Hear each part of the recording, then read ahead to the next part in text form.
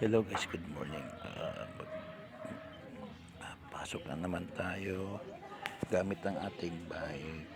So, lagi tayong bike to work.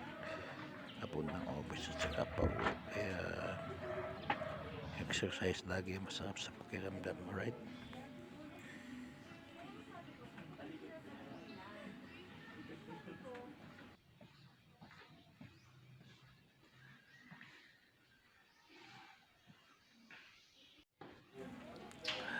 So, ayan, nasa labas na tayo. Papunta na tayo dun sa parking ng ating bike. So, yan pala yung labas ng bahay na tinitirahan natin. Wala pang tao kasi maaga pa. Good morning, good morning.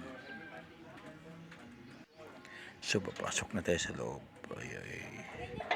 Ay, ang hirap buksan ng gate pag may mga dala. Kaya lagay natin yung mga dala natin sa right.